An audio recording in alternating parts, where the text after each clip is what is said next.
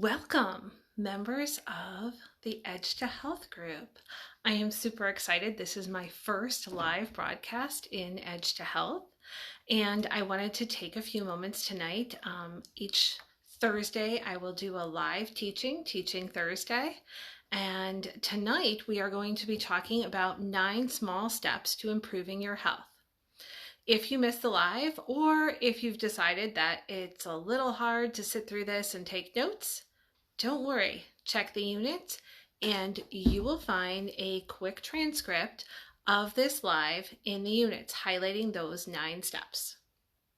So, with no further ado, all of us tend to make health-related resolutions: lose weight, stop smoking, join a neighborhood health club, make better food choices. We all tend to do those things. And it tends to be that we set really high goals for ourselves.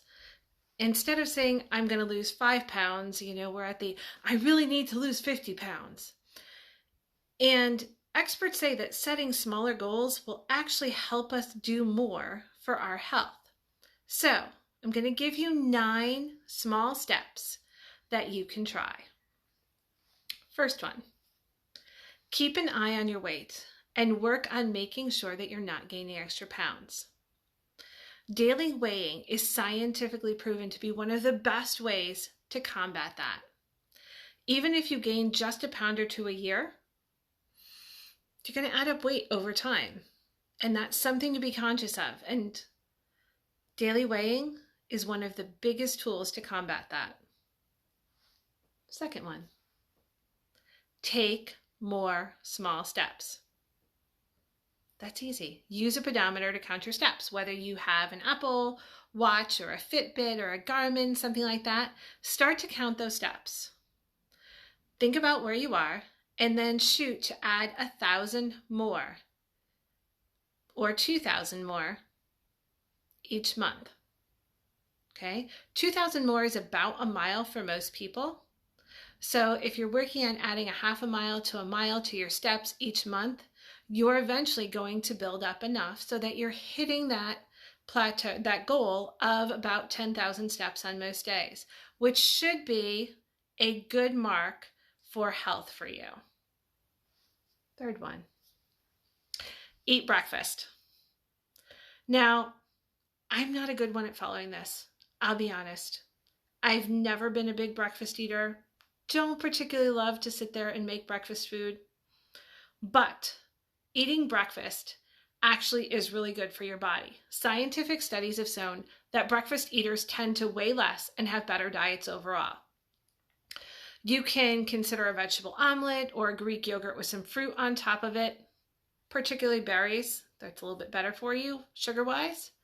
On the other side of the coin, and this is why I've never panicked about the fact that I've been a breakfast eater, scientific studies have shown that skipping breakfast does not lead to weight gain, and eating a morning meal is not a reliable way to lose weight.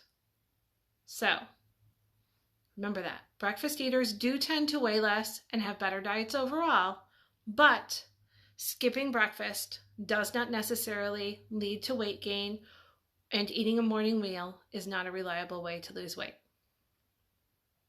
4.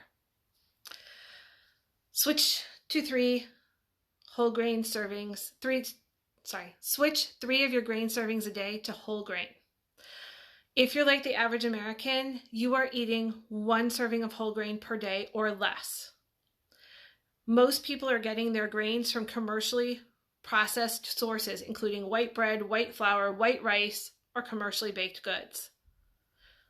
Look at making a switch and getting the carbohydrates that you're taking in through those grain sources from whole grain sources. Step 5, have at least 1 salad a day. Eating a salad with a low-fat or fat-free dressing is filling and may actually help you eat less during the meal.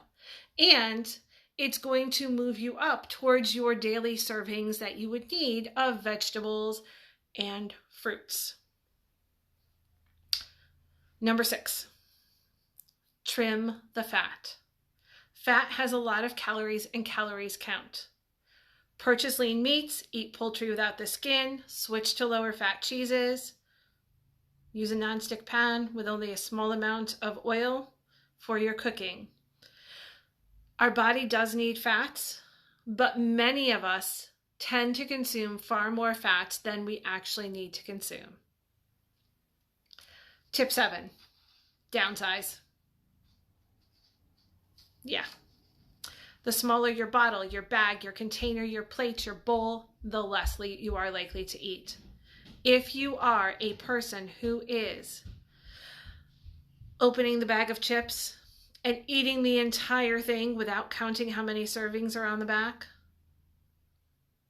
that's where you're going wrong. Okay? Find the smallest size you can and do it that way. That's one of the quickest and easiest ways to reduce what you're consuming. Tip 8, lose 5 to 10% of your current weight.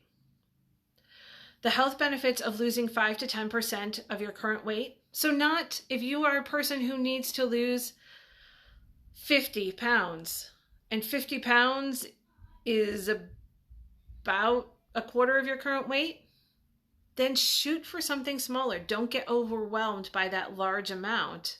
Shoot for something smaller. Okay? The health benefits are huge of losing weight. You're going to find that you're going to have better blood sugar balance. You're going to have better blood pressure. Your cholesterol levels are going to go down. Your triglyceride levels are going to go down.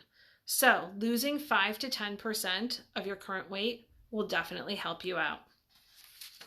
Last tip, tip 9. Keep track of your eating. Write down what you can of what you are eating and look for problem spots. Often that process of writing it down will keep you accountable and will keep you more knowledgeable about what you're eating. So, in summary, there are lots of small tweaks that you can make to bring about bigger changes in your health. Thank you so much for taking the time tonight to listen in. If you are a person who needs this in summary, check the units. I will have dropped this summary notes in the Unit 1. Have a wonderful rest of your night, friends. And thanks so much for working with me.